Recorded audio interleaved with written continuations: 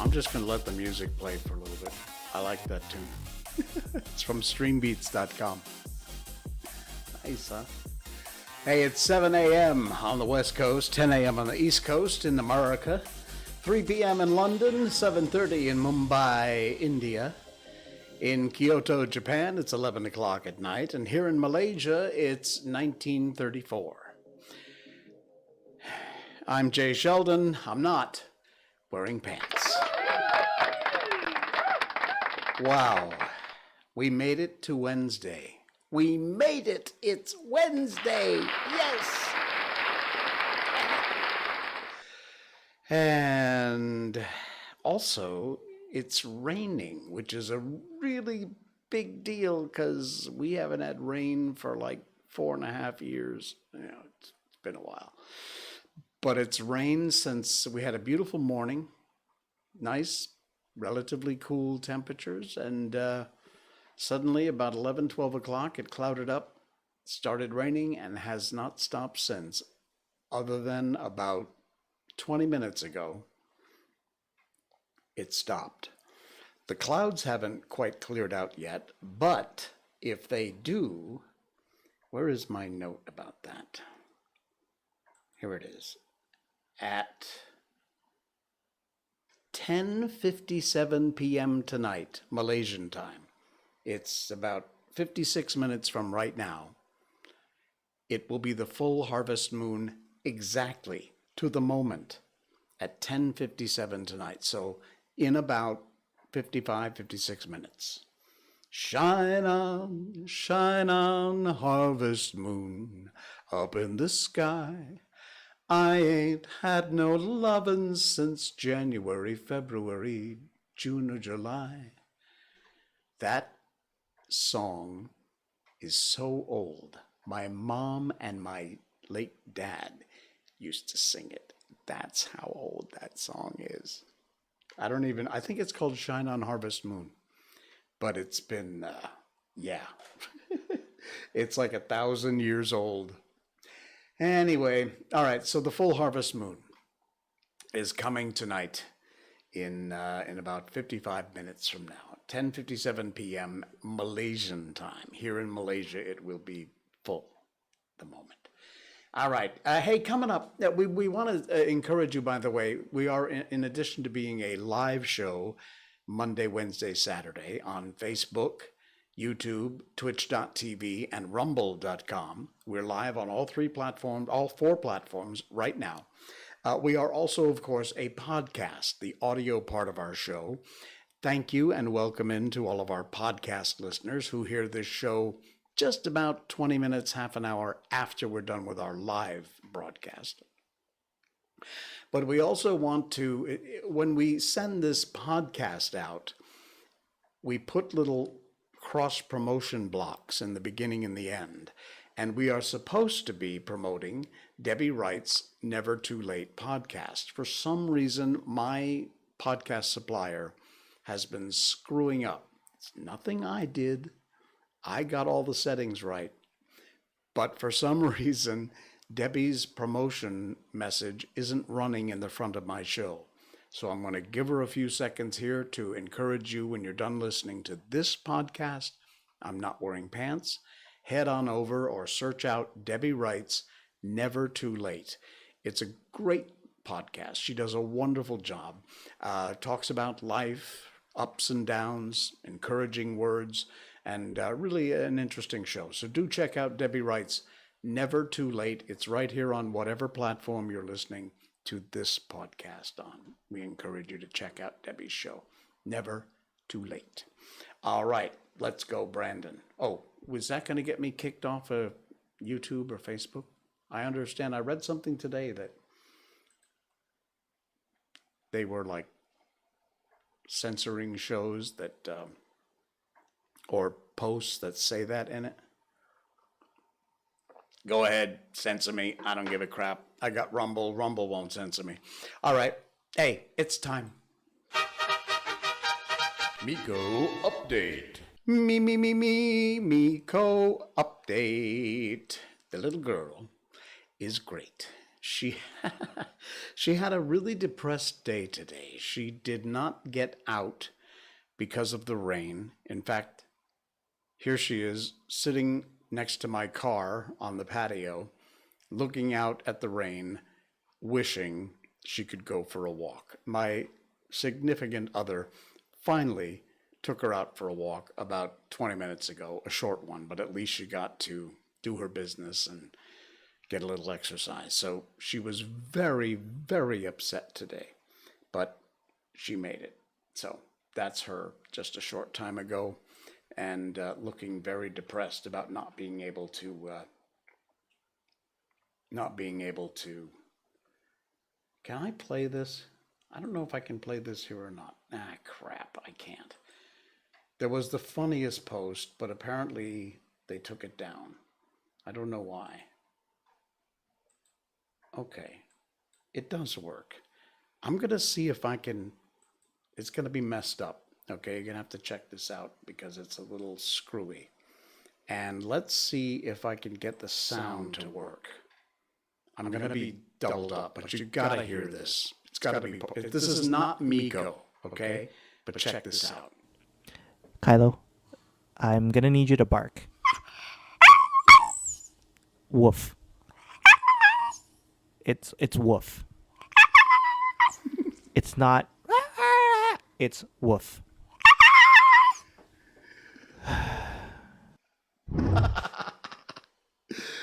Oh, there you go. Again, it's funny for the audio for your podcast listeners, but if you're listening on the if you want to see the video, it's even funnier. Go to rumble.com, Jay Sheldon, check out the video version of our show. But that was so cute. I had to share that today. Part of the Miko update. Unbelievable. All right. Our thumbnail tonight and coming up on the show, we promised riddle me this. Yes, riddle me this. We're going to get to that in just a minute. Things that confuse Malaysians. We're going to talk about that. And of course, the War of the Worlds. And we're on chapter 2 of the second, I think it's chapter 2 of the second book. And we'll have that. Yeah, chapter 2, book 2 is coming up. So, all right. So Mohammed on our, he's a great fan from Saudi Arabia. He's a regular listener and contributor to the show. And by the way, all the pages we talk about tonight will be in our show notes. Just check out, you'll see the links in there. You can go and read the whole articles because we share a bunch of stuff. We always give credits where we found them, but we also put the links so you can read the whole article. I don't read the whole article and bore you with all that crap, but anyway, you will find the links to all this in our show notes tonight. They're somewhere down there. But last week, Monday on the show, Mohammed gave us a riddle, which I still haven't figured out. And he didn't give us the answer. I'm going to kill you for that. Because I'm usually really good at figuring out riddles. I couldn't figure his out. I love riddles. They make you think. I love anything that makes you think. Not, well, it makes you go, but, makes you think. So I thought, what a cool idea. We'll do some riddles tonight. Now, we've got a few live viewers here across the 4 different platforms. I can see, I think, all of your chats. I'm not sure about Rumble, but I will check on our Rumble screen over there where we have a viewer or two. So if you think you figure these out, put it in the chat if you think you know the answer. These are cool. There's a ton of them.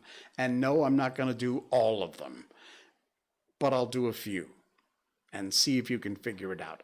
By the way, spoiler alert, I will give you the answer after a little amount of time, okay? So here's the first. These are actual riddles. How did he die? A man is found dead in the middle of a field. There were no witnesses, and he was not murdered. They opened his hand and found he was holding a ring. How did he die? Tick tock, tick tock, tick tock. Figured it out? Man found dead in the middle of a field. No witnesses, wasn't murdered. They open up his hand, and in his hand they find a ring. How did he die? I will tell you. He jumped out of a plane. His parachute didn't open, and he was holding the parachute ring that you use to pull the ripcord. Oh, all right. Come on. No, this is pretty good. I like those kind of riddles. Everybody loves a good riddle. This, by the way, is from memes.com, MEMES.com. You can check it out. Links again in the show notes. These riddles will change your mind. So take a minute, think about it, read each line carefully, and like the first one, pay attention to details. Things are not always what you first think they are. All right, here we go. I went into the woods and I got it. I sat down to seek it. I brought it home with me because I couldn't find it. What is it? Put it in the chat if you think you know. I went into the woods and I got it. I sat down to seek it. I brought it home with me because I couldn't find it. What is it? Don't know? Tick tock, tick tock, tick tock. This is going to drive you crazy, isn't it? All right. One more time. I went into the woods and I got it. Wait. I sat down to seek it. I brought it home with me because I couldn't find it.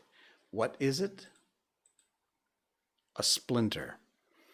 A splinter!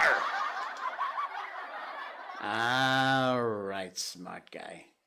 This is cool. I love riddles. I love it. We're just going to do a couple more. All right, here we go. You're standing outside of a room, but you can't see into it. There is a single light bulb in the room. In front of you are 3 switches, one of which controls the light bulb. You can only enter the room once. How do you determine which switch controls the light bulb? Now, just say it again in case you're confused. I know if you're watching the video, you can read along. You're standing outside a room you can't see into, a single light bulb in the room. In front of you, you see 3 switches outside of the room. One of them controls the light bulb.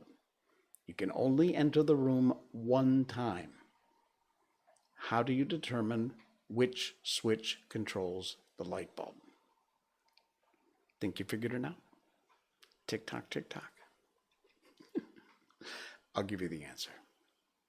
Even I'm good at riddles, and I couldn't figure this one out. This is a cool thing, though. Here's how you do it.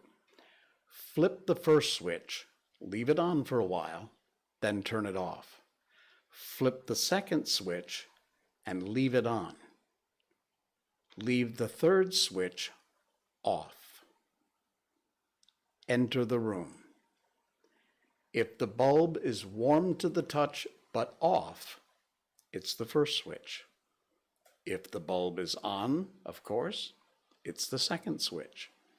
And if the bulb is cold and off, it's the third switch. Yes. Not bad, huh? See, you gotta think. This is an easy one. You'll get this one. With teeth like claws and furless paws, you'll find me underground. And though my maw was to be feared, I'll greet you without a sound. What am I? That's an easy one. A dinosaur in a museum. Yes. There you go. All right, and one more, maybe 2. I am tall, but I have no height. I'm long, but cover no ground.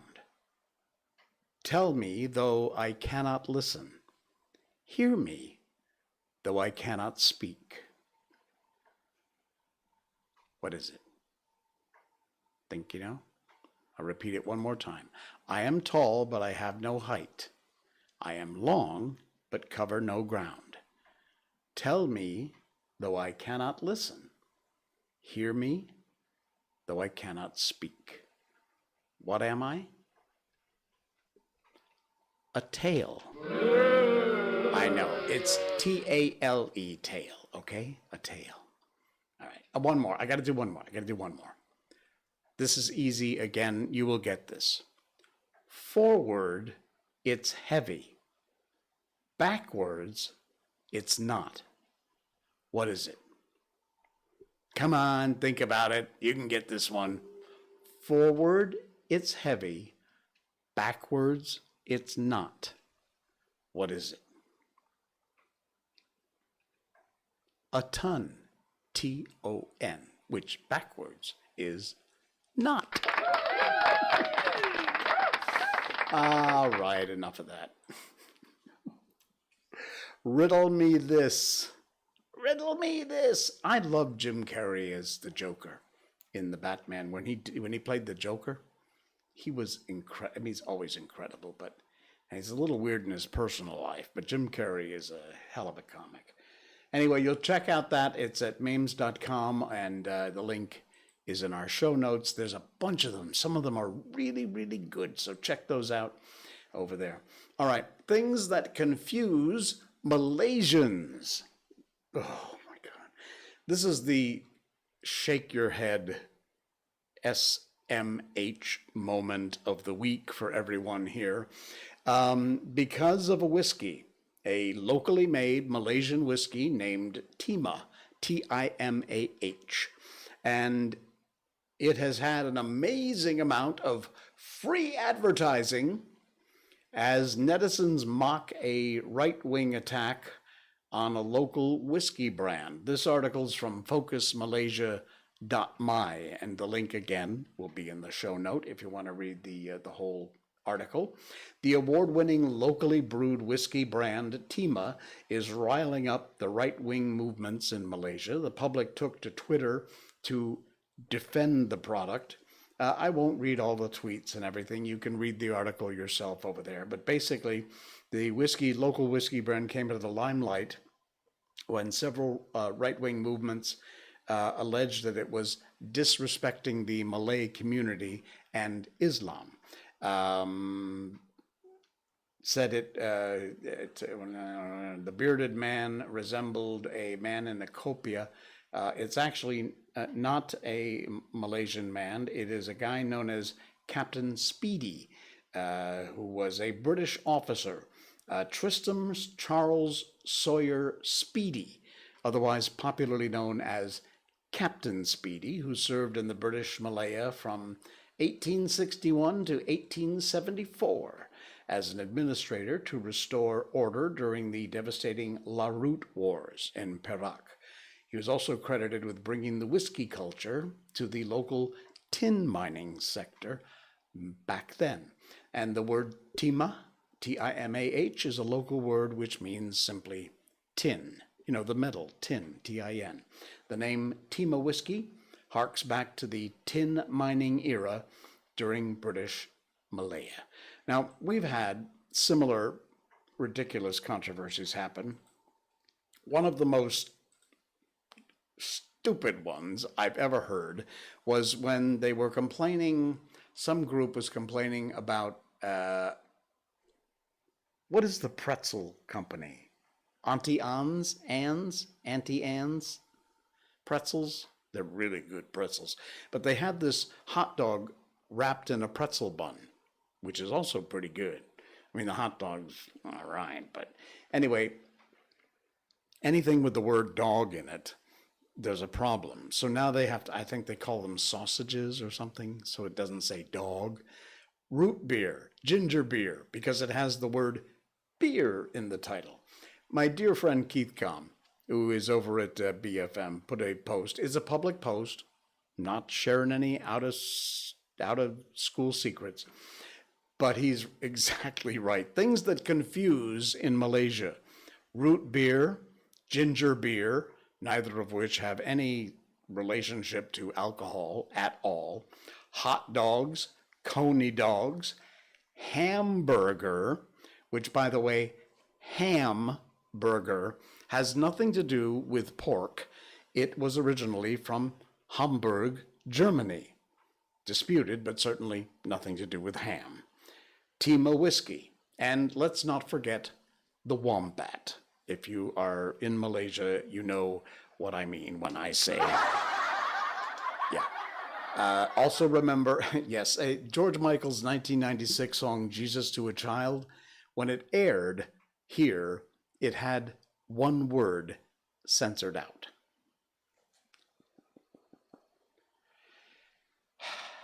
Things that confuse people, who apparently get rather easily confused. And there's no use in trying to explain it. Our dear friend Thomas Sowell put it very well. It is usually futile to try to talk facts and analysis to people who are enjoying a sense of moral superiority in their ignorance. If you don't know Thomas Sowell, you must look him up. He has a website, he has a Facebook page, and he is an incredibly brilliant man. Thomas Sowell, Sowell.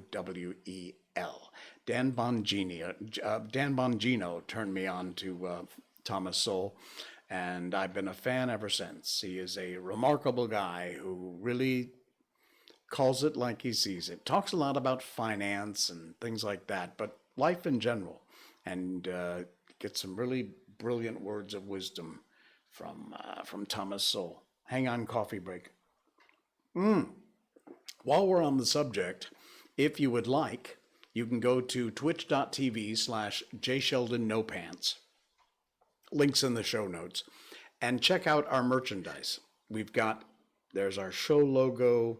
There's the Mighty Miko on a mug, coffee mug. We've got hats, hoodies, t-shirts, mouse pads, stickers, all kinds of cool stuff. We call it Miko merch. And that's on our twitch.tv site, where you can find J. Sheldon No Pants channel. If you're watching it right now, just go to the About, and over on the right-hand side, you'll see Miko merch. Check that out. Pick up something. There's some cool stuff over there. Oh, man, did we get some good news this week or what? I cannot believe this. First of all, I can't believe Mel Brooks is still alive. But he is. He's 90-something years old. Variety, this is from Variety, History of the World Part 2 series has been ordered at Hulu. And yeah, and who else better than Mel Brooks, the original film creator of History of the World Part 1, will write and executive produce. This is a screenshot from History of the World Part 1. You know, I just saw an article where they asked the writer of the original Airplane film, could you make that film today? And the answer was brilliant. He said, yeah, but without the jokes, which sadly is exactly true. Mel Brooks does not put up with that cancel culture bullcrap, and so let's hope Hulu and Mr. Brooks don't. It is finally getting a part 2. Hulu has ordered a variety series follow-up to the classic Mel Brooks comedy film, History of the World Part 2, described as a sequel to the 1981 film. The film was made up of segments set during different periods of world history, the Stone Age, ancient Rome, French Revolution, and like most of Mel Brooks' stuff, it featured musical numbers, including one about the Spanish Inquisition, and of course, Jews in space. So anyway, Mel Brooks going to be a writer and an executive producer on the series. There couldn't have been any better news today than this from Variety. The writer's room is beginning in October, so this month. Production is slated to begin in the spring of next year. Searchlight Television and 20th Century Television will produce. And the only thing we can pray is you leave your hands off it. Let Mel Brooks do what nobody can do like Mel Brooks. And, you know, by the way, speaking of Mel Brooks, did you see Silent Movie? Incredible. I mean, because I have done this sort of thing before. It didn't make it, but I didn't get the funding to get it produced. But I love these films where, can you imagine somebody pitching the idea, Mel Brooks, saying back in the 80s, I think it was, I want to make a silent movie. Who makes a silent movie anymore? They haven't been made in 100 years. But Mel Brooks pitched, sold, wrote, and shot a movie called Silent Movie. And it was. It was a silent movie. I think Burt Reynolds was in it, Dom DeLuise. It was absolutely incredible. And the best part, if you see Silent, you must see it. You must see it. It's a Brooks classic. It's a silent movie, so there's no talking except one time. I tell this story all the time to my friends. The one word that's spoken in the entire film is no. And it's done by, who is that very famous French mime? I'm trying to remember his name now. Marcel Marceau. Marcel Marceau, if you don't know, is probably the most famous mime of all time. He was incredible. I don't know if he's still alive or not, but he was a mime, so he didn't speak. He did pantomime. So the fact that Mel Brooks wrote him into a silent movie and he, as a mime, is the only one who talks is Mel Brooks in a nutshell. What a mind. What a mind. And that's why I could not be more excited about the fact they're doing History of the World Part 2. Thank you, Hulu, for funding that amazing, what will be, I'm sure, an amazing show. Mel, don't give in to the cancel culture. Do what you do best. All right. What do you do best? What do we do best? Malaysia, Malaysia, Malaysia. One of the things that's really weird about living in this country is the weather. I have complained about the heat, and it's always hot. Look, we're like a half a mile away from the equator here. Well, we're not, but we're close enough that it's always humid. It's always hot. We have rainy and hot, and some combination of that is exactly all you need to know about the weather. However, having said that, for more than this reason, but for one of the big reasons in Malaysia, we truly are blessed. And this is the strangest thing. This is absolutely scientifically true. And I will show you here with this amazing bunch of photographs or images. These are all the earthquakes from 1900 to 2015 in Southeast Asia. You'll see here, hang on, let me get my mouse back. Whoops, wait, not that one. Okay, here. This is Thailand over here. This is Malaysia. Underneath all these white dots, this is Indonesia. Okay, so you're oriented. If you don't live in Malaysia or in Southeast Asia, you might not know exactly where we are here. This is Vietnam over here, Cambodia. So here is Malaysia. This foot that sticks off of, this is peninsular Malaysia. And over here on this island of Borneo is eastern Malaysia, which is Sarawak and Sabah. Look at this. These are all the earthquakes for over 1900 to 2015. And look at Malaysia. You can count them on one hand. There's 1, 2, 3. This is Brunei. None, nothing. Even though all throughout Indonesia and up through around the side up here, these are all earthquakes. And yet Malaysia, untouched. It's insane. Take a look at this next chart. Global tropical cyclone tracks from 1985 to 2005. Take a look right there where my mouse is. Again, if you're listening to the podcast, please go to rumble.com or Facebook or YouTube, Jay Sheldon Malaysia. You can find our video show. But look, check this out. These are all the cyclone paths from 1985 to 2005. There is Borneo, Malaysia. Here is Peninsular Malaysia. Virtually, once again, untouched. How incredible is that? And how blessed are we that we live in this area? When you combine the two, this is what you get. Take a look. It's insane. Absolutely insane. Again, to orient you, my mouse over here is over top of Peninsular Malaysia, and this part of the island of Borneo is eastern Malaysia, Sabah, Sarawak.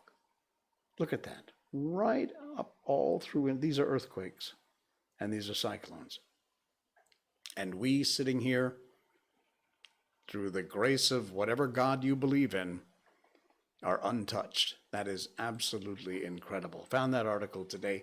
I will post a link to these images on the show notes. It's down there below, and you can check it out yourself. These are public posts, and yeah, it's pretty amazing. Amazing stuff. All righty. Have we finished all the stuff we wanted to talk about tonight? I think so. We did. All right. In that case, it means it is time to head on over and get to our book. We are doing H.G. Wells' The War of the Worlds. By the way, before we get into this, I want to remind you that coming up on the 30th of October, we will be doing a full show of scary stories. I've already got a whole bunch of them prepped, and some of them are real good ones. But we will be doing an entire hour of scary, not necessarily always ghost stories, but scary stories. And that will be coming up. We're not live on Halloween because that's a Sunday, but Halloween Eve, we'll be celebrating that with scary stories. So mark your calendar. The easiest way to get reminded is just to subscribe. If you're watching on twitch.tv, on Rumble, on YouTube, on Facebook, you hit the follow button, like the page, whatever, follow, and then on YouTube, twitch.tv, subscribe. It's always free. Rumble.com, just subscribe, and you'll get notified when we go live, so you won't miss it. But that'll be coming up on our October 30th show. So, all right, without further ado, let us jump into The War of the Worlds by H.G. Wells. We are on the second book, one of two books of The War of the Worlds. This is chapter 2 from book 2, What We Saw from the Ruined House. After eating, we crept back to the scullery, and there I must have dozed again, for when presently I looked around, I was alone. The thudding vibration continued with wearisome persistence. I whispered for the curate several times, and at last felt my way to the door of the kitchen. It was still daylight, and I perceived him across the room, lying against the triangular hole that looked out upon the Martians. His shoulders were hunched so that his head was hidden from me. I could hear a number of noises, almost like those in an engine shed, and the place rocked with that beating thud. Through the aperture in the wall, I could see the top of a tree touched with gold in the warm blue of a tranquil evening sky. Well, for a minute or so, I remained watching the curate, and then I advanced, crouching and stepping with extreme care amid the broken crockery that littered the floor. I touched the curate's leg, and he startled so violently that a mass of plaster went sliding down outside and fell with a loud impact. I gripped his arm, fearing he might cry out, and for a long time we crouched, motionless. Then I turned to see how much of our rampart remained. The detachment of the plaster had left a vertical slit open in the debris, and by raising myself cautiously across the beam, I was able to see out of this gap into what had been overnight a quiet suburban roadway. Vast indeed was the change that we beheld. The fifth cylinder must have fallen right into the midst of the house we had first visited. The building had vanished, completely smashed, pulverized, and dispersed by the blow. The cylinder lay now far beneath the original foundations, deep in a hole already vastly larger than the pit I had looked into at walking. The earth all around it had splashed under that tremendous impact. Splashed is the only word, and lay in heaped piles that hid the masses of the adjacent houses. It had behaved exactly like mud under the violent blow of a hammer. Our house had collapsed backwards. The front portion, even on the ground floor, had been destroyed completely. By a chance, the kitchen and scullery had escaped and stood buried now under soil and ruins, closed in by tons of earth on every side, save towards the cylinder. Over that aspect, we hung now on the very edge of the great circular pit the Martians were engaged in making. The heavy beating sound was evidently just behind us, and ever and again the bright green vapor drove up like a veil across our peephole. The cylinder was already open in the center of the pit, and on the farther edge of the pit, amidst the smash and gravel-heaped shrubbery, one of the great fighting machines, deserted by its occupants, stood stiff and tall against the evening sky. At first I scarcely noticed the pit and the cylinder, although it has been convenient to describe them first, on account of the extraordinary glittering mechanism I saw busy in the evacuation, and on account of the strange creatures that were crawling slowly and painfully across the heaped mold near it. The mechanism it certainly was that held my attention first. It was one of those complicated fabrics that have since been called handling machines, and the study of which has already given such an enormous impetus to terrestrial invention. As it dawned upon me first, it presented a sort of metallic spider with 5 jointed, agile legs, and with an extraordinary number of jointed levers, bars, and reaching and clutching tentacles about its body. Most of the arms were retracted, but with 3 long tentacles it was fishing out a number of rods, plates, and bars which lined the covering and apparently strengthened the walls of the cylinder. These, as it extracted them, were lifted out and deposited upon a level surface of earth beneath it. Its motion was so swift, complex, and perfect that at first I didn't see it as a machine. In spite of its metallic glitter, the fighting machines were coordinated and animated to an extraordinary pitch, but nothing to compare with this. People who've never seen these structures and have only the ill-imagined efforts of artists or the imperfect descriptions of such eyewitnesses as myself to go upon scarcely realize that living quality. I recall particularly the illustration of one of the first pamphlets to give a consecutive account of the war. The artist had evidently made a hastily study of one of the fighting machines, and there his knowledge ended. He presented them as tilted, stiff tripods without either flexibility or subtlety, and with an altogether misleading monotony of effect. The pamphlet containing these renderings had a considered vogue, and I mention them here simply to warn the reader that against the impression they may have been created.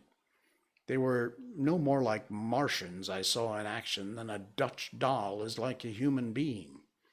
To my mind, the pamphlet would have been much better without them. At first, I say, the handling machine didn't impress me as a machine, but a crab-like creature with the glittering integument, and the controlling Martian whose delicate tentacles actuated its movement, seeming to be simply the equivalent of a crab's cerebral portion.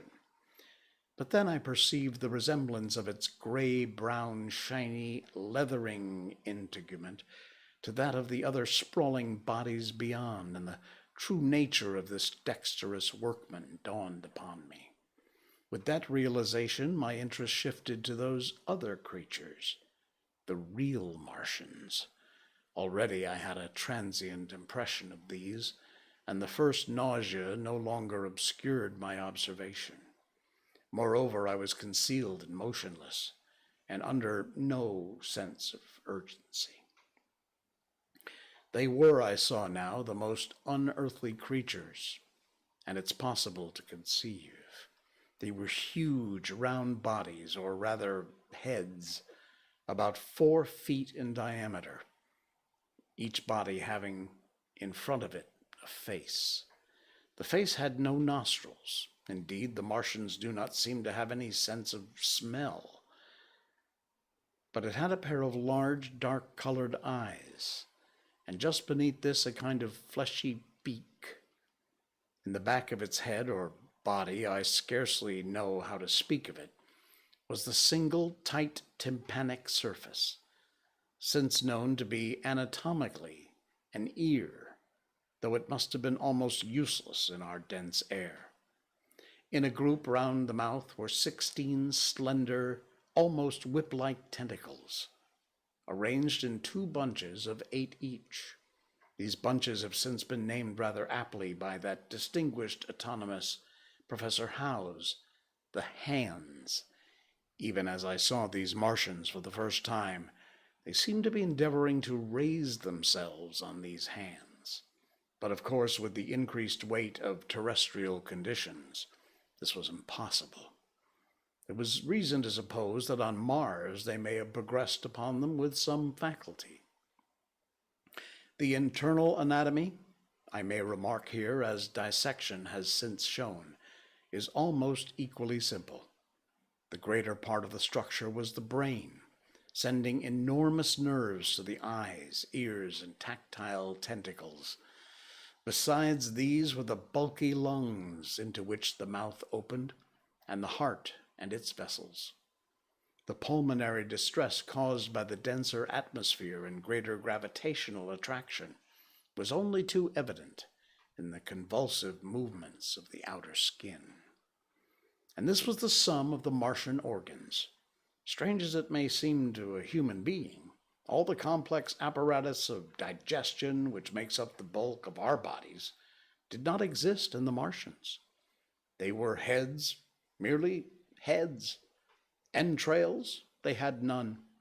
They didn't eat, much less digest. Instead, they took the fresh, living blood of other creatures and injected it into their own veins. I have myself seen this being done, as I shall mention in its place, but squeamish as it may seem, I just cannot bring myself to describe what I could not endure even to continue watching.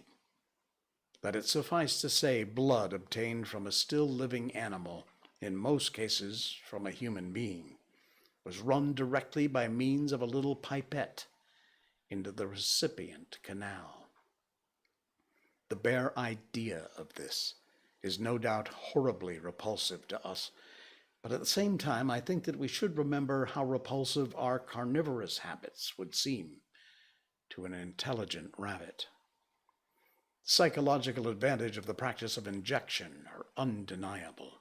If one thinks of the tremendous waste of human time and energy occasioned by eating and the digestive process, our bodies are half made up of glands and tubes and organs occupied in turning heterogeneous food into blood. The digestive process and their reaction upon the nervous system sap our strength and color our minds. Men go happy or miserable as they have healthy or unhealthy livers or sound gastric glands. But the Martians are lifted above all these organic fluctuations of mood and emotion. Their undeniable preference for men as their source of nourishment is partially explained by the nature of the remains of the victims they had brought with them as provisions from Mars. These creatures, to judge from the shriveled remains that have fallen into human hands, were bipeds with flimsy siliceous skeletons, almost like those of the siliceous sponges, feeble musculature, standing about 6 feet high, having round, erect heads and large eyes in flinty sockets. 2 or 3 of these seemed to have been brought in each cylinder, and all were killed before Earth was reached. It was just as well for them, for the mere attempt to stand upright on our planet would have broken every bone in their bodies. And while I'm engaged in this description, I may add in this place certain further details which, although they're not all evident to us at the time, will enable the reader who is unacquainted with them to form a clearer picture of these offensive creatures. In 3 other points, their physiology differed strangely from ours. Their organisms did not sleep any more than the heart of a man sleeps. Since they had no extensive muscular mechanism to recuperate, that periodical extinction was unknown to them. They had little or no sense of fatigue, it would seem. On Earth, they could never have moved without effort, yet even to the last, they kept in action. 24 hours, they did 24 hours of work, even on Earth, as perhaps the case with the ants. In the next place, wonderful as it seemed in a sexual world, the Martians were absolutely without sex, therefore without any of the tumultuous emotions that arise from that difference among men. A young Martian, there can now be no dispute, was really born upon Earth during the war, and it was found attached to its parent, partially budded off, just as a young lily bulb buds off, like the young animals in the freshwater polyp. In man, in all higher terrestrial animals, such a method of increase has disappeared, but even on this earth it was certainly the primitive method. Among the lower animals, even up to those first cousins of the vertebrated animals, the tunicates, the two processes occur side by side. But finally, the sexual method superseded its competitor altogether. On Mars, however, just the reverse has apparently been the case. It is worthy of remark that a certain speculative writer of quasi-scientific repute, writing long before the Martian invasion, did forecast for man a final structure not unlike the Martian condition. His prophecy, I remember, appeared in November or December of 1893 in a long-defunct publication, the Pall Mall Budget. I recall the caricature of it in a pre-Martian periodical called Punch. He pointed out, writing in a foolish, fastidious tone, that the perfection of mechanical appliances must ultimately supersede limbs. The